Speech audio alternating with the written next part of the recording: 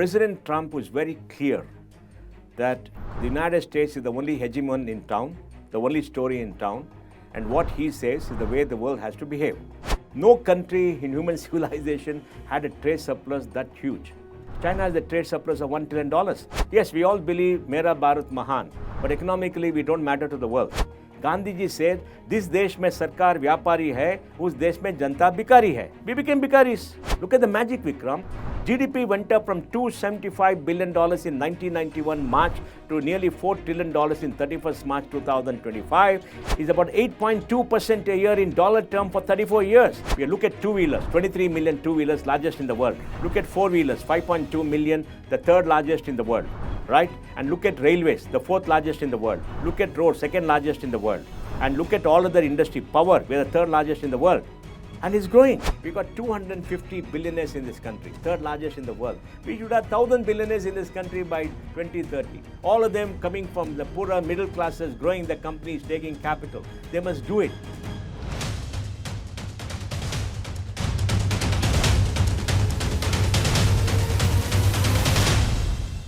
Hey everyone, good to have you on the India Story podcast. 2025 coming to an end, 2026 beginning.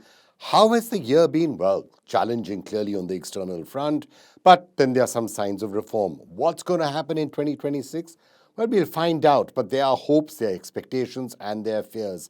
And who better to talk to about all of that than Mohandas Pai? Let's start this conversation by what we talk about, which is the India story. That's what this program is about. How do you think the India story did in 2025? And where do you think we are poised right now? Well, I think India has done very well. The world is in a very difficult situation right now because geopolitics is reshaping the world. We have President Trump who is very clear that the United States is the only hegemon in town, the only story in town, and what he says is the way the world has to behave. And he is facing a crisis in America which people need to understand. What is that crisis? $32 trillion GDP, $38 trillion debt, $1.8 to $2 trillion deficit every year, and they got a trade deficit, and they borrow that kind of money, and they keep borrowing $1.8, $2 trillion every year. In 4 years' time, it will possibly go up to $45, $46 trillion. They're paying nearly $1.2 trillion of interest this year. It could go to 1.5 trillion on a revenue of 7 trillion. So what do? I mean, the whole world has been sponging off America for long. Hang on. I can never argue with you about the numbers because your number and data is really great. Yes. But the person who is responsible for most of those trade deficits, or the country who is responsible, is China. He seems to be really soft on China. Instead, he's beating up on Europe and beating up on India and beating up on other countries which don't have as much to do with it as China does. He's very soft on China. He's very soft on Russia. He's very tough with all his friends. Well, there's over-dependence on China. You just saw the data today which said by November, China has a trade surplus of $1 trillion. No country in human civilization had a trade surplus that huge. China has a trade surplus of $1 trillion. Surplus United States has come down, but China's proxies in the world like Vietnam and others have seen huge surpluses being generated. So China is exporting to America via some other things. And today, you see this strange situation, a global superpower, a kind of power which the world has never seen, is facing a very bad economic situation and needs to redeem itself. So what is President Trump doing? President Trump has to reduce the trade deficit in goods, which I think is 1.3 trillion. They got a huge surplus on services. And the biggest trade deficit is with China, then it comes Europe, then comes Mexico, then comes Canada, and then a few countries. He has given the list.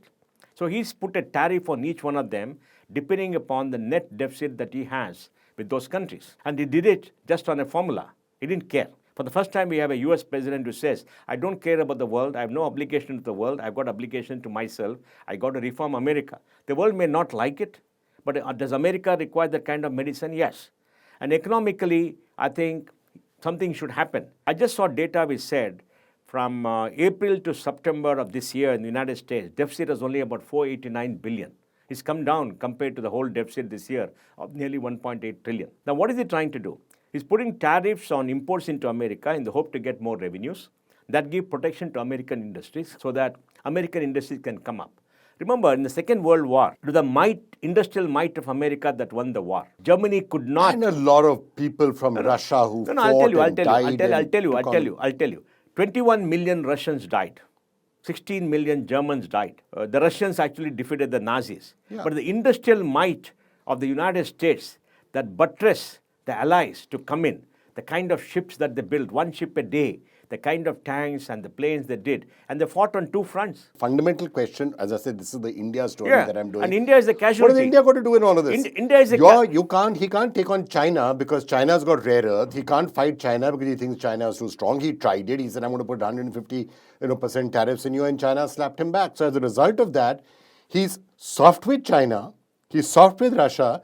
It's like I'm fighting with you and I'm too scared of Mohandas Pai, so I don't want to fight with you. I find somebody else in the room and I go and slap that person. That's what's happened with India this year. Yes, he's taken on India because India is a weak power. Yes, we all believe Mera Bharat Mahan, but economically we don't matter to the world. We don't have anything that we can show the world like China does to say, hey guys, we are here, you can't do without us. We don't have bargaining power. So it takes on India to send a message to China, a message to Russia. Look, Putin is getting a lot of revenue selling oil to China and India. Now you can't take on China. So you take on India and send a message that if you buy oil, I'm going after you, right?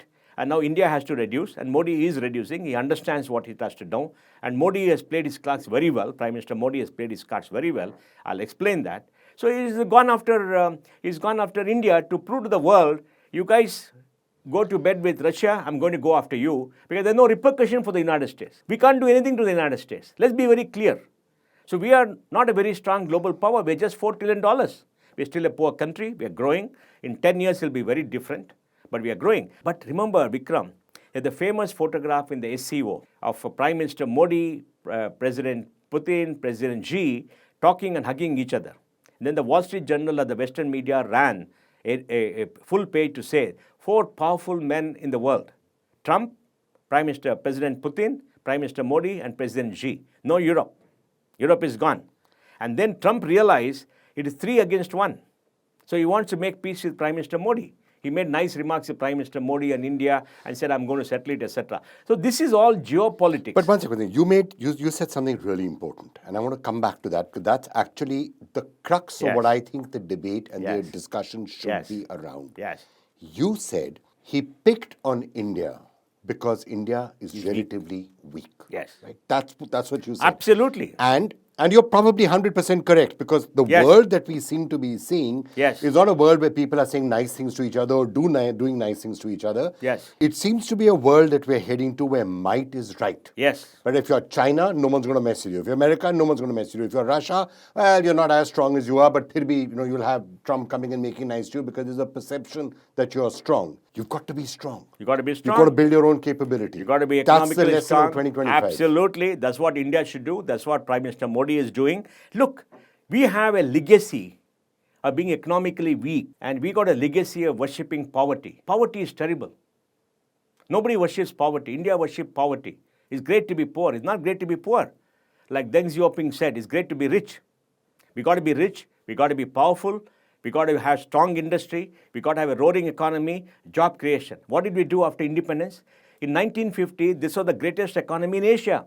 China was destroyed in the war, Japan was destroyed in the war, and then Southeast Asia was destroyed in the war. We had we had our industry intact, and Great Britain owed us $1.5 billion pounds in loans because they took all our industrial goods. Our soldiers, 2.5 million Indian soldiers fought. They probably got 10-15% of what a white soldier got as a salary, right? And we were strong. What did Nehru do? Nehru brought in socialism, brought in public sector, nothing wrong, suppressed private capital. We have been rich throughout history till the British came and looted us because we were a country which was a country of surpluses and traders. We had an open economy. And now he came and suppressed private capital. JRD could not expand the steel plant. And we suppressed, nothing wrong with public sector. Public sector is important. Why did you suppress private capital? Suppress the Indian capitalist who was investing and who were very nationalist. Right? He suppressed his own people and brought in license quota Raj. What did Gandhiji say? Gandhiji said, this desh mein sarkar vyapari hai, us desh mein janta bikari hai. We became bikaris. Can you compete against a government which takes your tax money and invests and competes against you? It's just like the East India Company.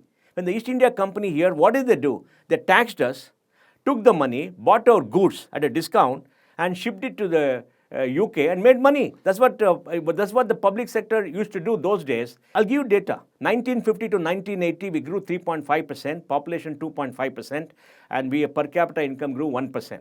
That Raj Krishna derisive said the Hindu rate of growth. I don't know why he blamed the Hindus. I don't understand that. He's a communal guy and a leftist to boot. But we became poorer. In 1980, we are poorer than the rest of the world because the world grew 4.5% that time. There was the economic boom in Germany, and Asia grew 6.5%. We opened up in 80. We grew 5.5% from 80 to 91. Population grew at 2.25%, per capita income 3.25%. And what happened? We had a debt of 20 billion in 80, it went to 80 billion in 1991. We are broke. We had only $5 billion of reserves, 15 days imports, and we opened up, took an IMF loan and liberalized. Then what happened, Vikram? Look at the magic, Vikram. GDP went up from $275 billion in 1991 March to nearly $4 trillion in 31st March 2025. It's about 8.2% a year in dollar term for 34 years.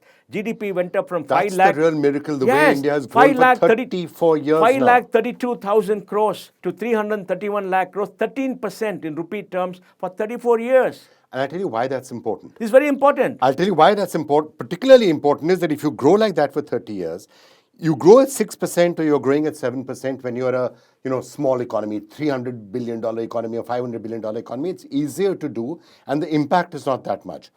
If you look at the next 10 years, look at the next 15 years, look at the next 20 years, if as a $4 trillion economy you grow at 6% or 7%, the impact on people's lives, the impact on infrastructure, incrementally, the impact on your national power is massive because you're adding $300 billion a year. There's so much of silly debate in the media about lack of private investment. Let me give you data. We are $4 trillion today. GDP grows because of consumption and investment. We invest 31% of GDP, 92 lakh crores last year. That's about $1.1 trillion. There are only 3 economies which invest more than $1 trillion every year: China, United States, and India. We invest $1 trillion. And then consumption grew by 7.9% last quarter. Consumption is growing. Services, I think, is really 60% of the GDP. And we are growing. Now, we have grown till last year, 31st March 2025, about 11% in nominal terms, last 3 years. If we continue growing at that pace for the next 10 years, which we could possibly, and if you discount the entire growth by 20% at the end of it, we'll be a $10 trillion economy at 85 rupees to a dollar. The discount factor of 20% on what we are going to be will take care of any rupee dollar movement, right? And that's in nominal terms. In PPP terms, purchasing power parity PPP, terms, we're 18 even trillion. stronger. We're 18 trillion today. Yeah. In PPP, 18 trillion. In PPP, we're already the third largest economy. And people say private sector is not investing. Look at steel. We are investing. 160 million tons going to 300 million. Cement, 650 million tons going to 1 billion tons by 2030. We look at two-wheelers, 23 million two-wheelers, largest in the world. Look at four-wheelers, 5.2 million, the third largest in the world, right? And look at railways, the fourth largest in the world. Look at roads, second largest in the world. And look at all other industry. Power, we are the third largest in the world. And it's growing. We are investing hugely. And these people say we are not investing because they're not looking at data. You should look at national income statistics which capture all the data for investment. So you have critics who are saying that the data is not accurate, the data is fudged, the data is flawed. Say that, Arvind Subramaniam wrote many times ago after he left India because, he was the blue-eyed boy of Arun Jaitley and he shat on India when he left to say, oh, India is not growing, GDP is less because vehicles have not grown, volume of vehicles have not grown. He forgot GDP is about value added. We are selling more SUVs than selling the old Maruti car for the last many years. And the data is there. If you're not grown, let him give alternate data. The true test of data is tax to GDP ratio. Tax to GDP ratio has gone up. We are, I think, close to 12 now from 10. People are paying taxes. Why will people pay taxes? People pay taxes because they're earning money. And they're earning money, they're paying taxes. Even though many people, traders may not pay taxes, they're paying taxes. And that's the reality, right? So I'm coming back to the point that you made. India's got pushed around a little bit in 2025 because of a perception that relatively India is weak. India will not always be weak. It relatively is weak right now. If you can continue to grow at 7 to 8% for the next 10 years or 15 years. Yes. Nobody's going to be able to do that to you Yes. anymore, because by that size, your economic size will be so big, Yes. you yourself will be a colossal. Yes. Would you agree with that? I totally agree with that. But let's remember one So thing. growth is the important key. Growth is the important thing. And, we're not going to be a China. China grew at 9.9, 9.5% for 40 years. The Chinese knew where they're going to go. Vikram, 7-8 years back, the Chinese We were said... as big as China for most of human history. No, we were, but we missed the bus for a long time, and there's no room in the world for two great manufacturing powers. It is China and the rest. We were a greater manufacturing power than China till the British came. We were. Then colonization started, the Industrial Revolution started. We were looted of $45 trillion by Great Britain from 1757 to 1947. You know all the history. The Nehru came and added insult to injury by getting in bad policies, and his daughter continued that till 91 when we had to open up because we had no option. Let me explain why. China has 30% of global manufacturing.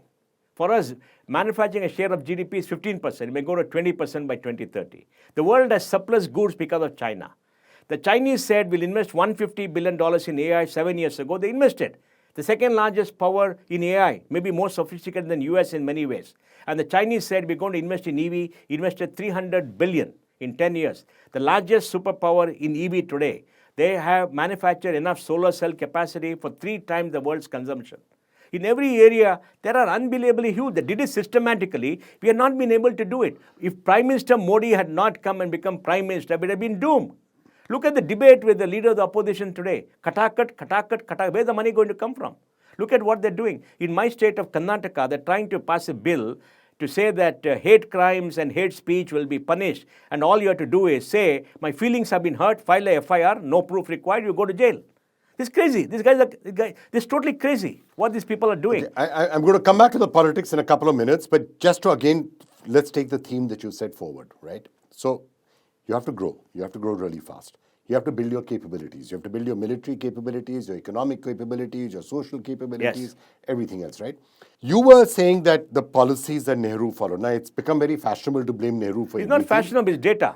Fine. So there were certain things that Nehru, you also agreed, did correctly. He did many good things, many bad things. Yeah, some good things. So the policies that actually were probably the ones that held India back was when you don't trust your own people, when you have licenses and quotas and permissions and say that you are shackling private enterprise. You're shackling the inherent economic freedom of the people, which was promised to us by the Constitution in 1950, was shackled. The First Amendment was taking away the right to property. Remember? First Amendment was taking away the right to property. First Amendment in 1951 or 52. Yes, they wanted to remove the zamindaris and all that. There was a challenge, but they could. There's also a certain historical perspective, and the socialism, communism at that time, the world was divided. But I'm just coming back to the fact nobody oppresses their own people in the name of ideology like Nehru did economically. We have to be honest at least once today to understand. Nehru did many good things. Yes, totally yes. Okay, I don't say he set up one IIT and all. They did many good things because holding the country together was tough at that point of time.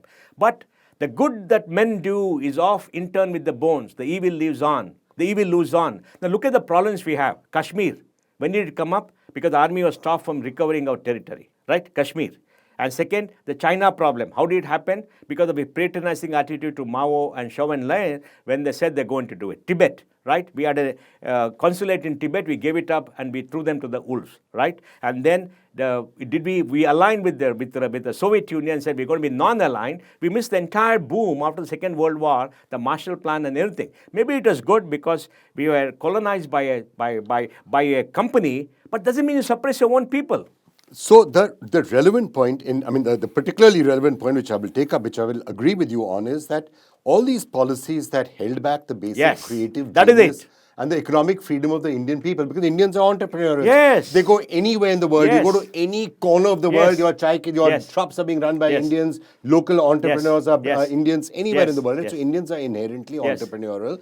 In a situation of economic freedom and liberalization, absolutely. They will thrive. And I'll give you an instance, an example. I'll give an example for everyone to understand. The IT industry. I joined Infosys in 94 when we had $3 million. I saw the rise of a great country, India, from 94 till now. I saw the rise of a great industry, software. I saw the rise of a great company called Infosys. We now export $235 billion of software.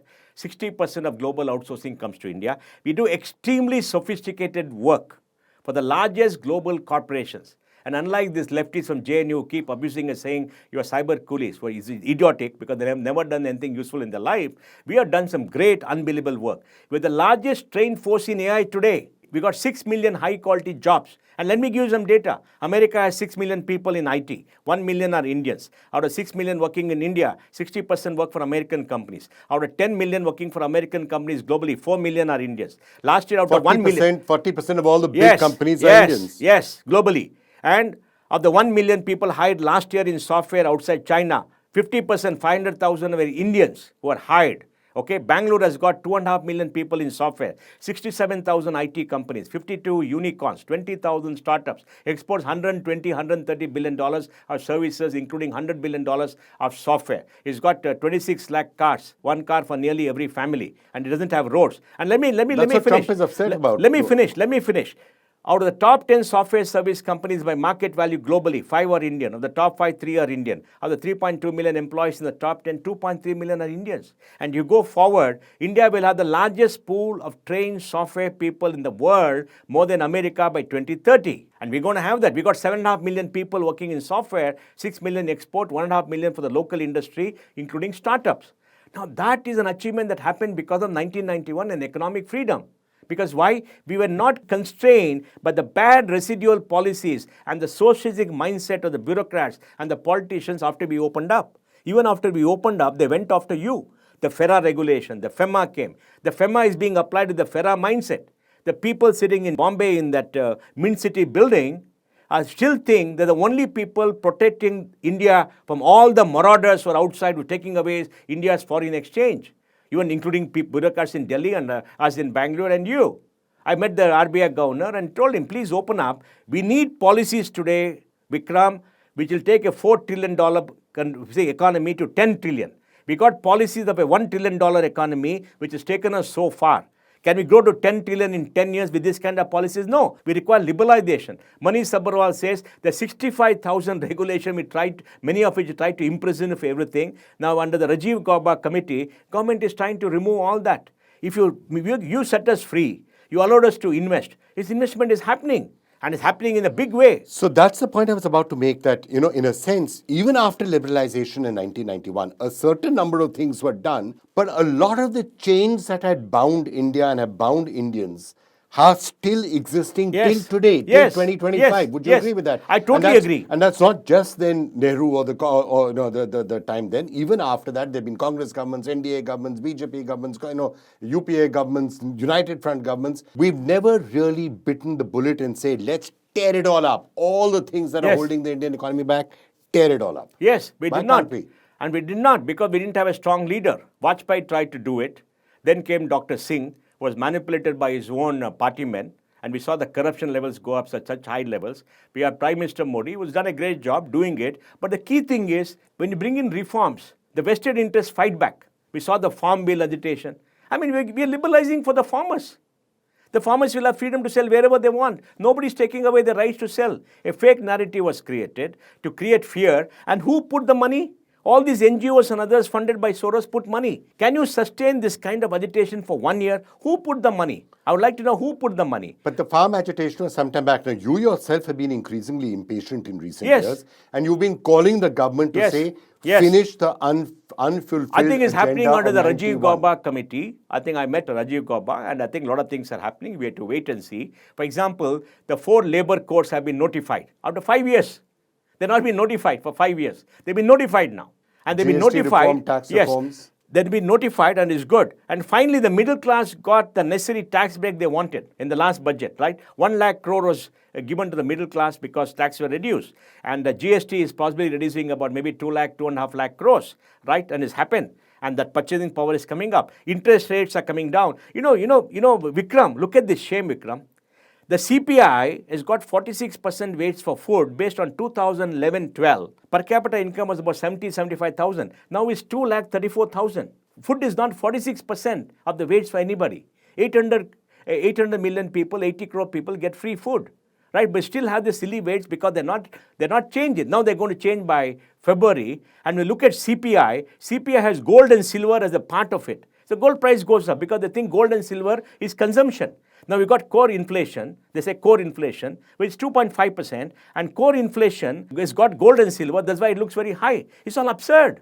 We're using outdated mechanism, and the silly thing is, Vikram, 7 to 8 wise men sit for 2 to 3 days every 2 months with RBI, the MPC, and discuss how to bring inflation under control. They raised interest rate last year, and vegetable prices, onion prices, tomato prices, potato prices don't respond to interest rates. There are supply issues. Some people say that the fact that inflation rates are now down, actually, it's a sign that I read an article by Sujit Balla. You must interview him. He's a great guy who's very honest. He said real interest rates today are 3.5%. Overnight money, repo rate is 5.25. We got a great governor in Sanjay Malhotra. He's bringing in great reforms. He understands it's for growth. 5.25%. I'll tell you another thing, Vikram, which you understand very well. Look at all $4 trillion plus economies. United States, China, Germany, Japan, India, less than 4 trillion.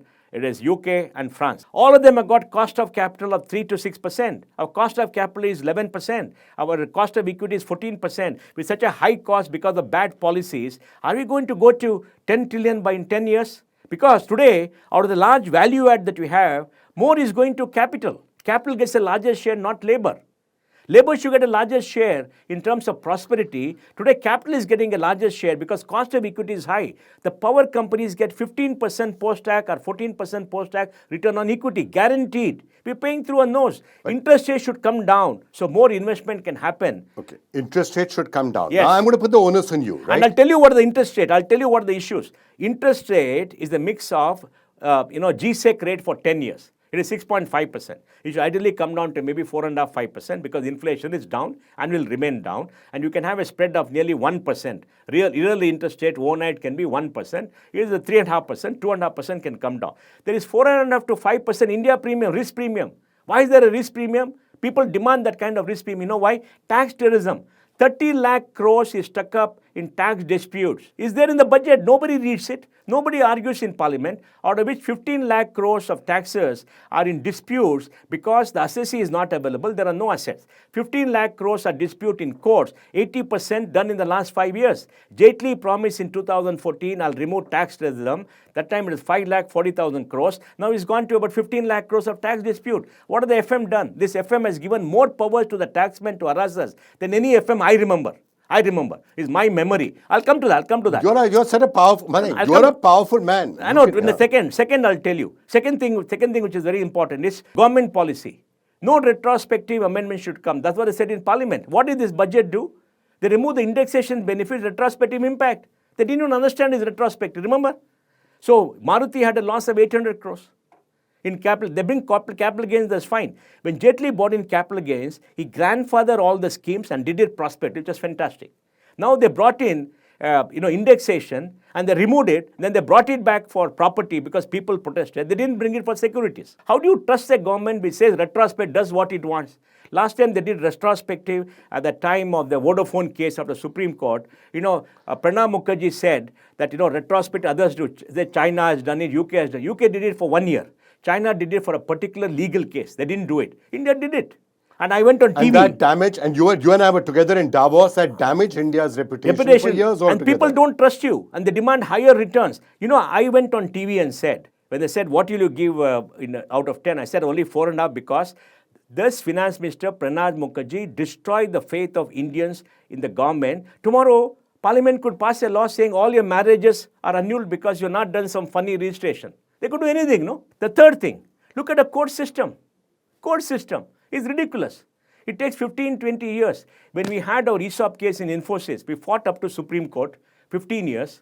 After Supreme Court gave the verdict, for 3 years the tax officer did not apply that. We had to go to Karnataka High Court to get a contempt notice. I rang up the CBTD member and told him, he said, Mohan, for you I can tell them to do something. I can't do it for everybody. Nobody listens to CBTD. That's the state of affairs. Clean it up. And all these things, you can't have courts taking 15, 20 years for disputes. Look at Vodafone case. Look at the Vodafone case. You just pass an order, all licenses are illegal. Okay, fine. What do you do with them? What are the consequences? No, money is gone. Ethila said lost 1 billion, right? And now Vodafone protested and said, the calculation is wrong. For God's sake, get the C&AG to look at calculation along with you and certify that no, calculation is right. Calculation is wrong. Look at data, man. Don't get obstinate. And then what happened? Now suddenly you reverse because when Chief Justice retired, you reverse it. Okay? And then that JSW case for the Bhushan Steel. Everybody is happy about Bhushan Steel except the person who took the bank loan and defalcated in the bank loan. He went to court and the one justice said, oh, that whole thing is gone, we must reopen it. Reopen it after putting 16,000 crores. Give me a break. We need tax certainty. We need justice in 3 to 5 years. A tax dispute takes 15 to 20 years. We need 3 to 5 years. Government must stop appealing against everything. We need a litigation policy for the government. These are the three things that drive up the India risk premium to 4 to 5%. Bring it down to 2 to 3%. US is 1%. Then if you bring down cost of capital to 8 to 9%, so many investment becomes viable. Okay, now you are the one person whom people will listen to, right? You understand what you're talking about. What you're saying is 100% correct. You are well regarded enough by the government that I'm sure that your voice will go through. And you've been saying some Yes. of this. Don't do tax terrorism, Yes. clean up the regulation, Yes. clean up the legal Yes. system. You're saying this. Yes. Let's assume you were given a blank sheet of paper right now. 2026 is coming. You've got a very strong government.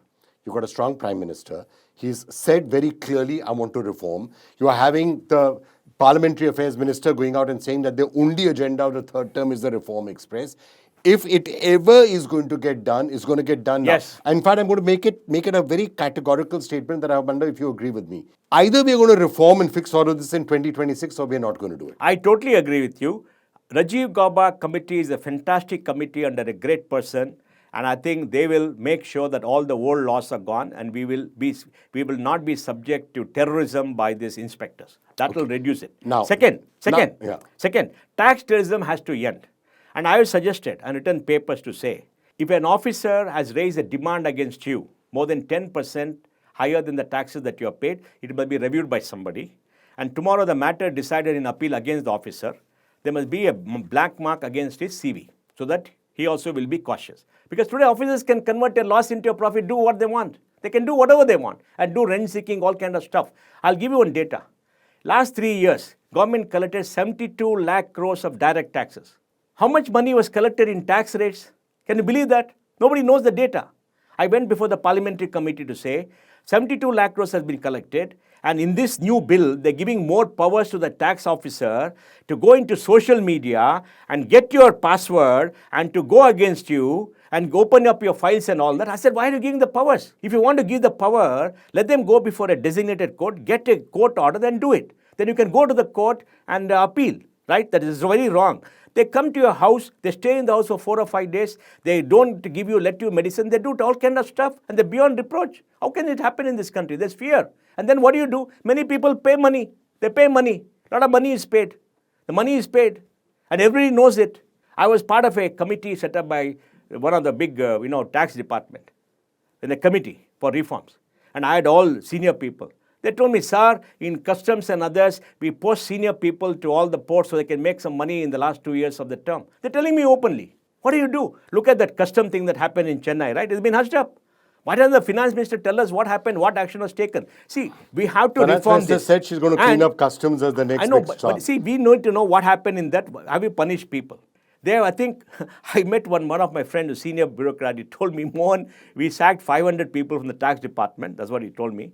And many of them are coming and telling me, goodbye, I'm leaving, I'm going, I've been sacked. They're very happy because once you're sacked, it seems, no action can be taken for your past misdemeanors. Is that so? Yeah. I mean, that's what I was told. I don't know it's true. See, look, we need tax department to make sure citizen service goes up. In the United States, we in Infosys file tax returns in 40 countries, Vikram. I'm a patriot, I love my country. For me, country is more important than anybody. Let me clear. I like it. I love my whole life I worked for my country. That's important to me, okay? Now, I filed in 40 countries. We fought against the IRS and threatened to go to court. We fought against the UK, fought against Australia, fought against Japan. No country has treated as shabbily as the Indian tax department, even for Infosys. No country treated so shabbily. They don't pass all kind of orders. They extort money. In one case, the guy passed an order. I told him, it's very wrong. He said, it's wrong. I got targets. I'm doing it. You go in appeal, you'll win. They don't care. There's no consequence of doing wrong things. And our finance minister should protect us. Our finance minister is our representative to protect us from usurious tax collectors. Now, tax collection has to be tough. That's the way they're built. But you must protect. Don't keep on giving them more and more powers. Protect us. If you do tax raids, come to your house. It's an infringement of your privacy. Infringement Article 19. And Liman, tell me, how many of the tax cases have actually resulted in money coming as taxes? How many of them have gone in appeal and how many of them have been turned around? One political leader, I'll tell you, I spoke to a chartered accountant who was close to a political leader, was raided. The chartered accountant told him, when they said so much money has been found in the books and all that, we should go public and deny. He said, politicians, don't deny all that, they'll get upset. Nobody reads that, they'll forget about it. Let them say what they want, keep them in good humor. Keep them in good humor means settle it with them and go in appeal. See, we have created a rotten system which must be cleaned up, and our Prime Minister and Finance Minister must take the lead to protect honest. 99% of Indians are honest, good people. They're honest, good people. Don't go against them to protect that 1% crook. He's a crook, and the crook will never obey the law. Whatever law you pay, they won't obey the law. They buy up everybody, they'll do it. And if you don't clutter up your entire system with going after the 99% who are honest, you will have enough bandwidth to go and catch hold of the crooks and punish them in 6 months. Tax collections have gone up by 15-20% last year. And the last point, why didn't you go to the Supreme Court and say, set up a special bench for commercial disputes so you settle it fast? Time value of money. Settle it fast so that we don't have commercial disputes. And so government should not go in unnecessary appeals. But what you're saying about the tax department is one thing, but they have tried at least to clean up the tax in the tax system or to some extent. But what you're describing happens elsewhere. 95% of tax people are good people. They're not bad people. They're good people. 95%. There are 5% who are rogue. Why didn't you go after them? You know them. Everybody knows them. You go to tax department, they'll tell you who are doing what. Everybody knows it. Tax officers in any city know who does black money. They know it, man. They got intelligence. They can call the big four, all the consultants, and they will tell them. There's such good data. You can use AI to figure out who's a crook and who's honest. Within 5 minutes, you can probably figure it out. You can do all that. But there has to be punishment for people. In Karnataka, I've been telling politicians have become more corrupt. This government is more corrupt than the previous government. For everything, there's a tariff. I went on TV and said, in the government departments where you go for approval that ask for money, put up a tariff card. And say, this is the money that you have to pay by check. We'll pay. And say, this is distributed to so-and-so people. Put it up. What is there? See, you can't escape. Bribery. All right. What is there? I went and told a political leader, sir, I understand you need money for elections, you take money. But why do these bureaucrats take money? They're getting paid a good salary. They're getting paid a pension. Why should you allow them to become corrupt? Why are they extorting money from us? You want money, I understand. Because of elections and all that. Mr. Pai, as we step out of here, the phone is going to ring. It is going to be the Prime Minister on one phone, Mr. Gauba on the second phone, Finance Minister on the third phone, and they're going to say, all right, Mr. Mohandas Pai, we hear what you're saying. Here are the 4 or 5 things we can do in 2026. Give me your wish list. How would you clean up the system? Remove all the unnecessary regulations, old laws which penalize people, remove all criminal liability, which is going to happen, so the only civic liability, remove the power of the inspector to go after you, and remove the need for renewal of licenses 1 year, 2 years, make it permanent, and trust the citizens. That's point number 1. That will clean up business. So no need to get approval, no need to do it, including RBI. RBI is also should be made accountable because RBI on policy should be autonomous. On where there is citizen service, they must be accountable. If you write a letter and ask for approval, they must give it within 45 days and say why they're not doing it. Okay, that's one. That's a big one. Second, stop tax terrorism. Penalize the officers who lost cases repeatedly. 70% of cases when we made a study go against the government, right up to Supreme Court. You find out who is doing what. And any time they raise an excessive demand, let it be reviewed by somebody so that there's a maker checker and don't give full powers to them and follow it up and don't keep going under unnecessary appeal. I think Supreme Court, the appeal level is 5 crores, make it 100 crores. What does it matter? It doesn't matter. Government is the biggest litigant, so finish the taxes. Third, go before the Supreme Court and say commercial disputes, set up a special bench. Because the earlier Chief Justice, I think, set up a special bench for taxes, commercial bench. And look at all old criminal cases all across India, which is not because of violence. Section 144 that, you remember that, curfew, you remove all those old cases, criminal cases more than 20 years where there is no great violence, withdraw those cases. Look at all the appeals that you've done by the government of India. Go through all of them, which are no consequence, just withdraw it, close it. Remove all that. Remove the clutter. Increase the number of judges from 20 per million to 100 to 50 per million as per the law commission. Increase the number, because justice, the biggest failure of Indian democracy is lack of justice. And when the lack of justice, the poorest of the poor suffer. Because the rich people go by a lawyer, he say, my lord, he gets what he wants. Right? Senior lawyers get what they want. And that is subversion of justice in my view. But then, please reform justice so the justice for the ordinary man. Everybody feels if somebody oppresses me, I can go to court, I get justice. There is no justice in this country. It's the biggest failure of the justice system. That's justice. And the next thing what you must do, review foreign exchange regulations, remove the threat of ED-GD, and make sure that unnecessary regulations are gone. And lastly, review everything the government does. Give us policies to take us to 10 trillion. Don't give us policy which have brought us from 1 trillion to 4 trillion with a lot of effort. Liberate us from unnecessary things in the states. And some of the states may not agree because they want to extort money. You get the BJP states like Uttar Pradesh, which has got a great CM. You get states like Babu in Andhra Pradesh. Ask them to sit down and bring in the reforms. That's fantastic. You do all that, we will do well. We'll create jobs. We'll make people much better. Our citizens can stand with pride, and young children can realize their dreams. We are a great country. Give us our freedom back. Vikram, we get 700 startups coming for capital to my office every month. 700, man. So many people are becoming entrepreneurs. We need them capital. Give them capital. China gives capital. Give them capital. There's no capital in this country. We have invested $160 billion in venture in the last 10 years. China put $845 billion. America put $3.24 trillion. How do we compete with China? How do you compete with America? There's money in this country. But I like the first 4-5 points that you made. Can I call it the Mohandas Pai doctrine? And if you actually implement all of that, I would be quite willing to bet that India could grow at 7 to 8%. Absolutely, India will grow. India will grow. How confident are you that the steps that you mentioned can be taken? Because, I mean, look, let's face it, you've been a strong supporter of the BJP and this government, and with a stated desire to have reform. What holds you back from doing all the steps that you've said? I've been talking about nothing holds you back except you must have the attention of the Prime Minister. Now the Prime Minister deemed is important. He set up 2 committees, one under Rajiv Gauba, one under Amit Shah. And Amit Shah to look at many other issues. And I think they must accelerate the process, do things faster, and showcase. In the budget, you must do many things. And the Prime Minister, I'm sure, will take very bold decisions. I'm very confident that, it will happen in 2026, like you said. I'm very confident it will happen. If that happens, Vikram, I want young people to become entrepreneurs. I want them to invest. I want them to become stars. We got 250 billionaires in this country, 3rd largest in the world. We should have 1,000 billionaires in this country by 2030. All of them coming from the poorer middle classes, growing the companies, taking capital. They must do it. The power of money is the power to give away. So let's hope all of that gets done. What's your probability that all of this will get done in 26? What do you think? About 75-80%.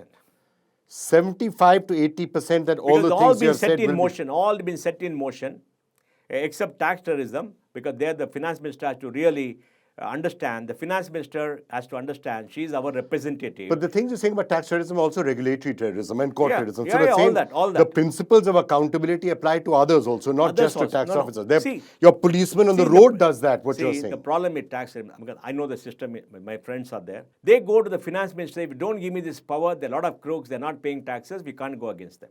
We need the finance minister to stand up for citizens and tell them, I'm not going to do it, you please do your job and clean up. Jaswant Singh was that man who never set a target for the tax collector. Vijay Kelkar set up the Kelkar committee. Jaswant Singh was the finance minister, a great guy, great person. And he said, I'm not going to set targets. Tax collection boomed during his time. Okay. I think, we need MPs and ministers who are citizen-centric. Like Prime Minister said today, I don't want my citizens to suffer what happened with Indigo, with everything else. Should never happen in this country again. That is a great statement. Prime Minister made a statement in Parliament. We should respect taxpayers. We never got respected taxpayers. We treat them like shit. You go to the income tax office, they make you sit outside. That tax officer disappears. Come tomorrow, come day after, they don't respond to you. I got a big tax problem. It's crazy. I don't want to talk about it. It's crazy what the tax officer done to me. A certificate saying, oh, you paid more taxes, platinum certificate, something. I said, I don't want the certificate. Man, you treat me like shit. I pay all my taxes. I get refunds more share. You treat me like shit. Reopen every year. Send me unnecessary notices. All kind of stuff. Go on harassing me. For what? For what? What are you trying to do? And there's no way to do it. Please, I think, look, we must respect citizens of this country. They are the owners of this country. It's their country. We must respect taxpayers. We must treat them well. When I go to a government office, I must be treated with respect. I must be called. Attention should be given to me. That's the job of the bureaucrat. And the ministers should meet us very often, ask us what is it you want, talk to us and take feedback. That is real democracy. Let's hope all the things that you have said actually get done, because that'll fix the economy. One other thing you've been very, very vociferous about in recent times in particular is urban infrastructure. I don't blame you. Absolutely. You live in Bangalore, the streets are unlivable. I mean, you've come here, you're doing this in Delhi. You actually walked into this office wearing a mask, and I understand why, because you can't breathe the air in Delhi. The situation in urban India needs to be fixed. That's something else you've been talking at great length about. Let me explain why it is happening. Seats in parliament are fixed on the basis of the census, based on the 1971 census for 30 years. So seats were frozen. Population in the south, went down, the north went up and all that. And now in 1991, again, in 2001, in 2008, they again did the delimitation based on 2001. They didn't increase the number of seats. They gave something more to urban areas. From 2011 they're not done it, 2021 they're not done it, 2027 they're going, 26 or 27 they're going. It means what happens? Urban areas will get more seats. So 10 lakh crore of subsidies is being paid to the so-called poor. All across they give it. And they all pamper to the farmer, rural lobby and all that, even though people are not rural.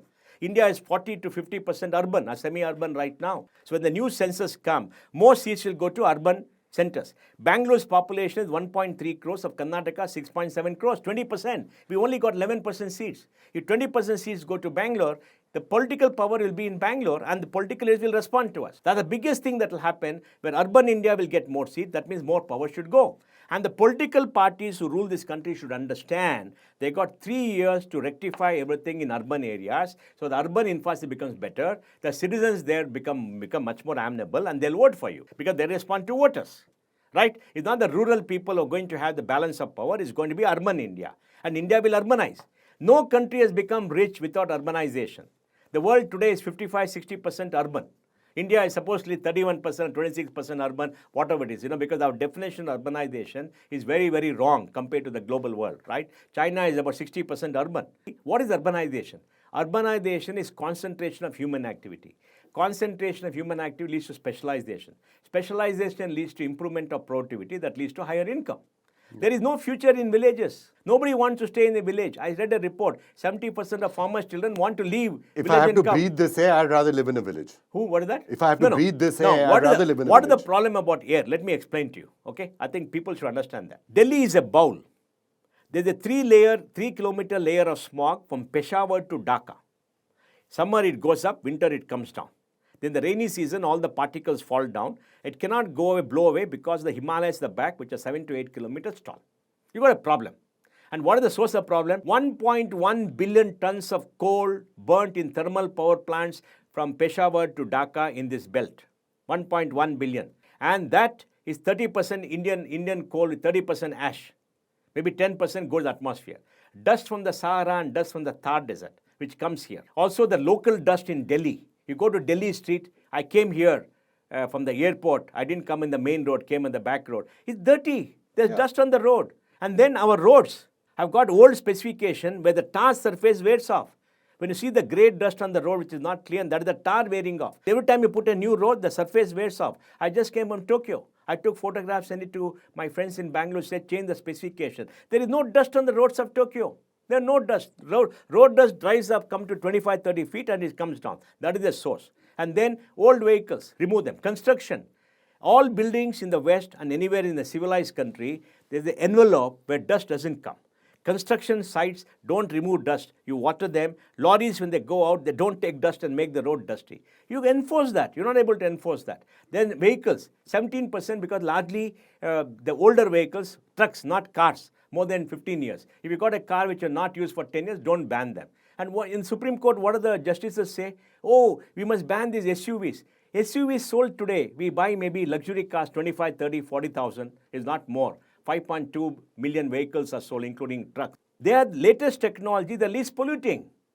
They're not polluting. The polluting of the old lorries, 15 years, 12 years, old fatfatis, all this, small vehicles, remove all of them with an iron fist and bring in public transport.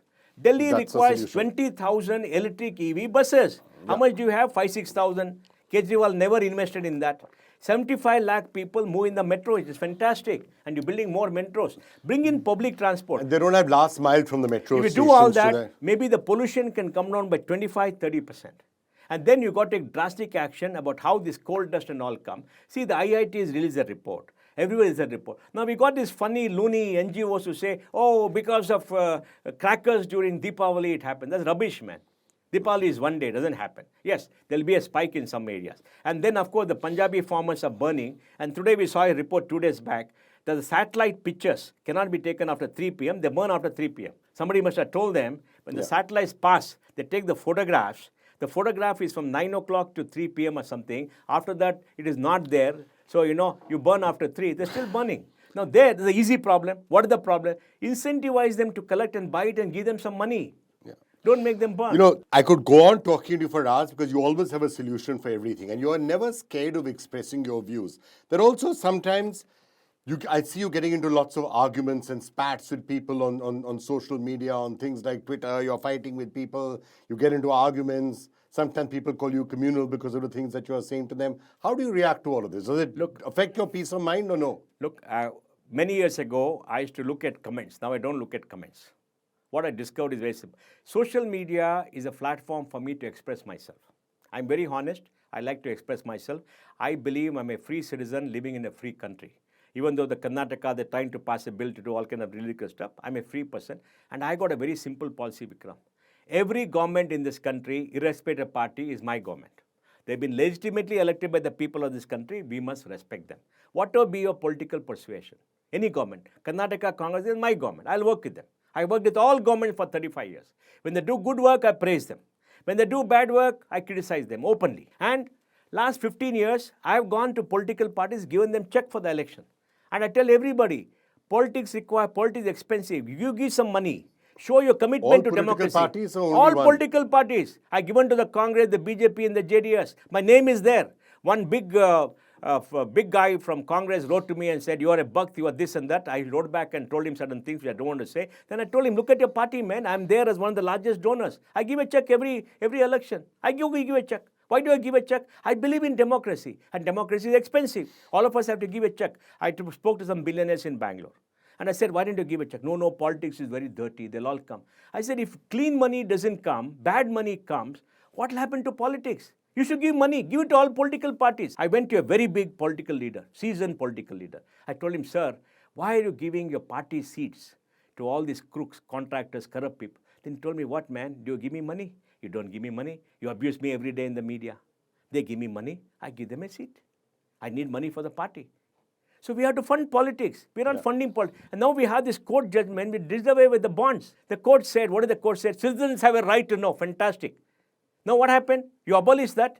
Now what happened? Do citizens know anything? They don't know anything because much of the cash is going. More black money is coming. More crooks are coming. At least then, when the electoral bonds were there, one part of the equation was very correct. Clean money was coming, debited to a P&L. The people who gave were not done. Why is not done? Because the fear of retribution. If the names come, political parties will do. We are scared.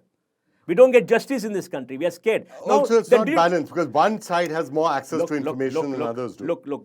Now, what you could have done is, Supreme Court have done is, okay, we got this system which is good because it is reforming, it's good for everybody.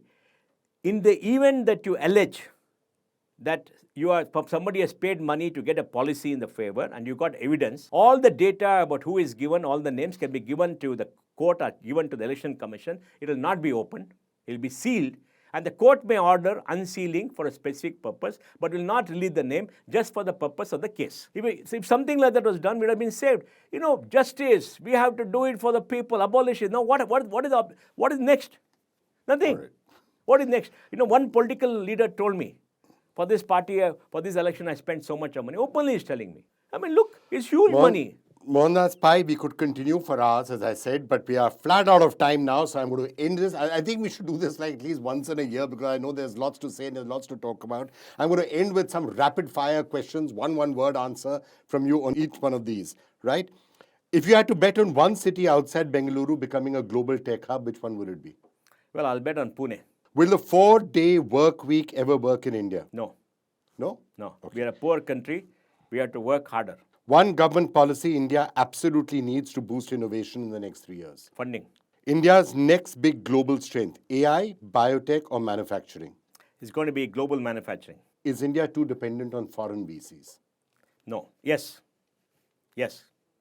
India is too dependent on foreign VCs because we are screwed up on policy. We don't have endowments which can invest. We don't allow them to invest. Our insurance companies don't invest because of bad policy. Pension funds don't invest because of bad policy. And globally, pension fund, endowments, and insurance companies are the largest investor in long-term VC investment, and we have shut them out for no reason. You and I are sitting on a similar podcast 1 year from now as 2026 comes to an end. Are we going to be saying this was the biggest year since 1991 in cleaning up the policies that make India a global superpower? The probability is the highest ever for the last 11 years. Highest probability now. Highest ever in the last 11 years. All right, let's hope that probability rules out. And if that does happen, are you confident about the India story? I'm always confident in India's story. I've been confident in India's story ever since I started working in 94 in Infosys. I saw it happen. But to me, the pain of the growth should go away. We can do much better without the pain. We take on this pain every day. We take on this unnecessary regulations. We waste a lot of our time. If we had all the time to focus on business, we'll do much better. That's the pain. But India will do well in 10 years, irrespective of whoever comes in between, irrespective of bad policy, irrespective, because the Indian people, the Indian entrepreneur, the Indian youth want India to do well, and they will make sure India does well. I have 100% confidence India will do extremely well in the next 10 years. All right, with that vote of confidence in the India story and hopes that things can be even better, which is pretty much what I think we have spent on this podcast of the India story all through 2025, with more or less that view that India is going to do well. The India story is great. Yes. But yes, it could be even better. It could be so better. Now we need to make it even better. And make the pain less. Make the pain less. Yes. Mohandas Pai, such a pleasure. Thank you very much. Thank you. Watch me on the India story talking to Vikram Chandra. We had a great conversation. I'm sure you'll enjoy it.